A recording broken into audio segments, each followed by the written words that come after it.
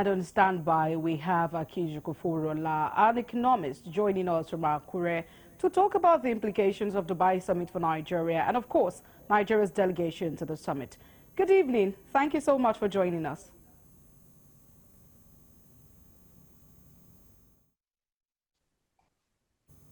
Good evening. Thank you very much. All right. What is your impression about the conference the President Tinubu attended in Dubai, which has generated a lot of public outcry, especially the delegates list? Many Nigerians believe that the funds spent on the trip could make a difference in the country's economy. What's your take on this? Let me start by saying that nobody survives in isolation.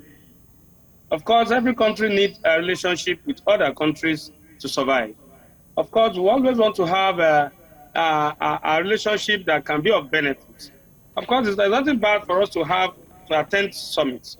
But I think looking at it from an economic angle will come that why do we need this trip at this time? And of what benefit would this summit be to our country, our nation?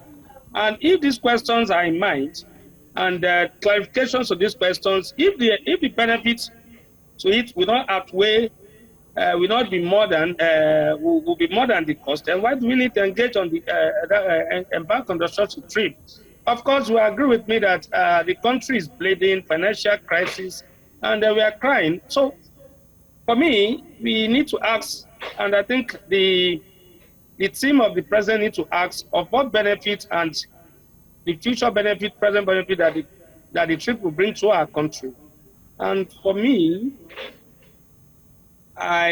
would it bring security?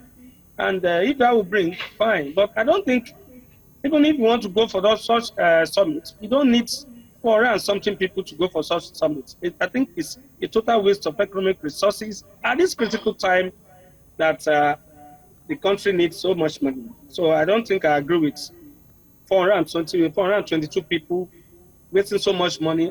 For me, maximum of 2 or 3 people per state would have been okay. Maximum of 2. And that would have come to about 109 delegates, a maximum of about 120 people would have been able to do that.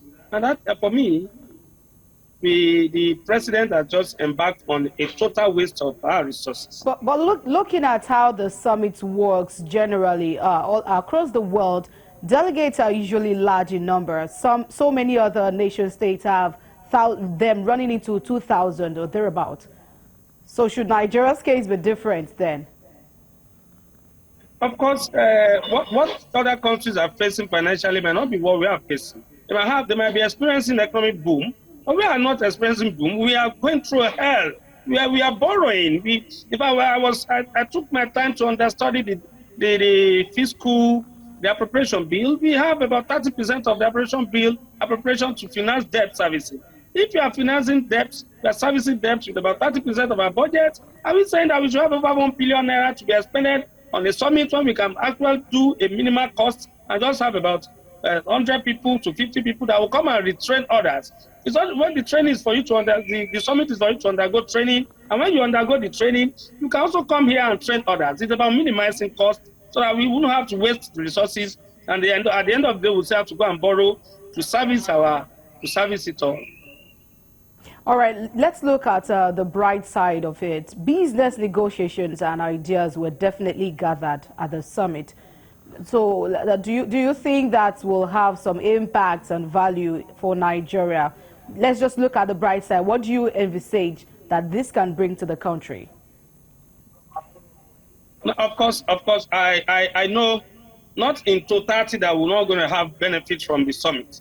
When you look at it, we have environmental problem. And I think the major thing about the discussion in the summit is going to talk about environmental problems and how to address it. Of course, we always have erosions. We have so many problems during the rainy season and all around in the states. So I think some people need to go understudy and learn how we can address those environmental problems. Of course, there's nothing bad in that. There will be benefits.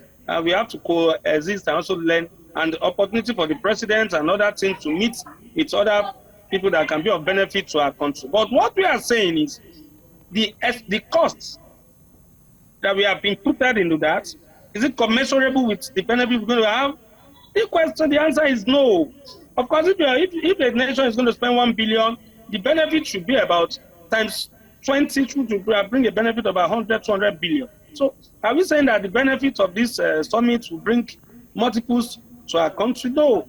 And it is very easy for us to minimize costs. It's just that some people have also actually gone for, because some of them for a time before they've not been able to travel, so they have the opportunity of just traveling to just go and enjoy themselves with hard-earned resources here.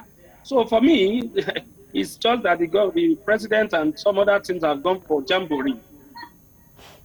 Thank you very much for sharing your opinion with us on the news. Thank you. That was Akinjo Kofoworola, an economist who joined us from Akure.